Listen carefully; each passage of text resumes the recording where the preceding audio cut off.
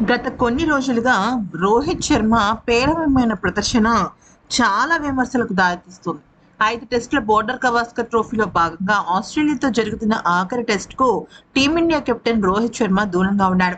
పేలవమైన ఫామ్‌తో ఇబ్బంది పడుతున్న రోహిత్ శర్మపై ఇన్ని విమర్శలు వ్యక్తమవుతున్న వేళ తనిక రిటైర్మెంట్ ప్రకటించే ముందు ఈ మ్యాచ్ ఆడటం ఎందుకులే అనుకున్నాడా ఏంటా అనే విషయం పైన రోహిత్ శర్మ ఫ్యాన్స్ అయితే చాలా మంది ఆహ్, బాధపడుతున్నారు, ఆందోళన పడుతున్నారు. కామెంట్స్ రూపంలో చెప్తున్నారనమాట.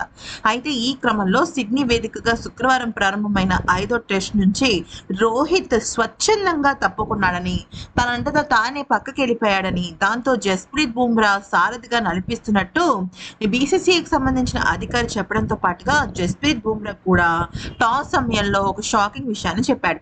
జట్టు మేలు కోరే రోహిత్ శర్మ ఈ మ్యాచ్‌కి దూరంగా ఉన్నాడని టాస్ సందర్భంగా జస్ప్రీత్ బుమ్రా చెప్పాడు. అయితే ఒక పక్కన బీసీసీఐ అధికారేమో రోహిత్ శర్మ అంతట రోహిత్ శర్మ పక్కకు వెళ్ళిపోయాడు అని చెప్పటం, మరొక వైపు జస్ప్రీత్ బుమ్రా కూడా ఆ మ్యాచ్ కోసం, జట్టు మేలు కోసం రోహిత్ శర్మ పక్కకు వెళ్ళటం జరిగింది అనంగానే ఇక రోహిత్ శర్మ రిటైర్మెంట్ పైన ఉవ్వెత్తున కామెంట్లు, నెటిజన్స్ దీన్ని ట్రెండింగ్ కూడా చేసేస్తున్నారు. ఈ సిరీస్‌లో మేము అద్భుతమైన క్రికెట్ ఆడామని, గత మ్యాచ్ చాలా ఉత్సాహంగా జరిగిందని, ఈ మ్యాచ్‌లో మేము మెరుగైన ప్రదర్శన ఆశిస్తున్నాము అంటూ జస్ప్రీత్ బుమ్రా చెప్పాడు.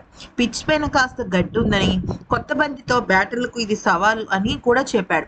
మా కెప్టెన్ ఈ మ్యాచ్‌కు దూరంగా ఉండి తన నాయకత్వ పెట్టుమని చాటుకున్నాడని, నిస్వార్థంగా జట్టు మేలు కోరి ఈ మ్యాచ్‌కు దూరంగా ఉన్నాడని చెప్పాడు. అంటే రోహిత్ శర్మ పేలవమైన ఫామ్ కారణంగానే రోహిత్ శర్మ ఈ జట్టుకు దూరంగా ఉన్నాడు, ఈ మ్యాచ్‌కు దూరంగా ఉన్నాడు అంటూ పరోక్షంగా జస్ప్రీత్ బుమ్రా మారాడు.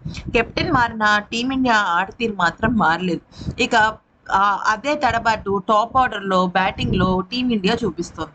ఈ క్రమంలో రోహిత్ శర్మ రిటైర్ అవ్వకపోవటమే నయం.